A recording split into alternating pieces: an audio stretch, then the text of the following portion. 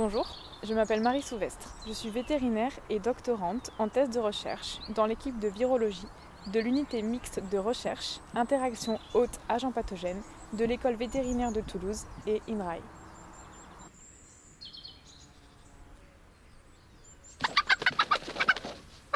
Mon projet est une composante de la chaire de biosécurité aviaire. J'ai toujours côtoyé les volailles dans un cadre familial, ce qui m'a poussée à entreprendre une thèse sur la santé et les enjeux des élevages non commerciaux.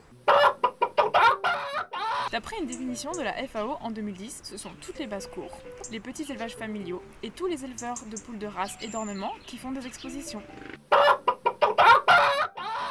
Pourquoi ? Parce que c'est peu décrit, peu étudié, qu'il y en a de plus en plus et que ça soulève de plus en plus de questions auxquelles il va falloir répondre.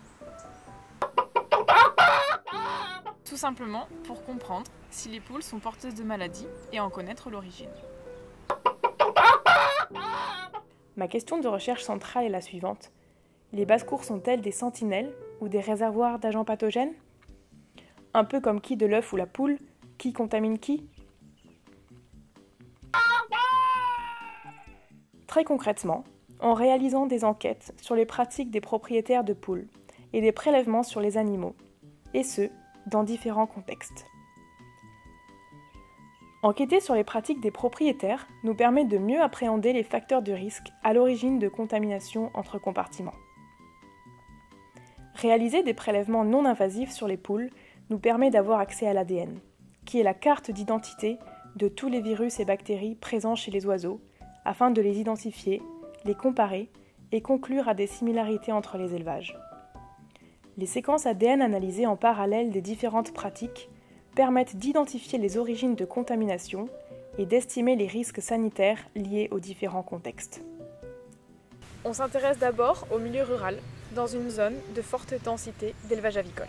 En effet, bien que les basses-cours en campagne existent depuis toujours, on connaît peu de choses sur les pratiques de leurs propriétaires. Sans oublier le milieu urbain et périurbain. Aujourd'hui, la démographie change, et les basses-cours aussi, témoins d'un changement de mentalité, d'une volonté de consommer autrement en étant local et extensif. Les poulaillers dans nos villes se développent avec l'agriculture urbaine, et la relation homme-animal change.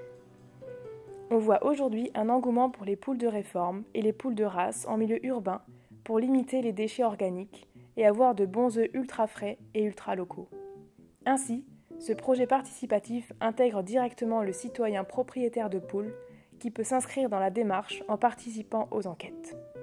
Grâce aux divers acteurs participants, ma thèse a pour but de décrire les maladies dans les élevages familiaux et de comprendre leurs liens avec les élevages avicoles commerciaux.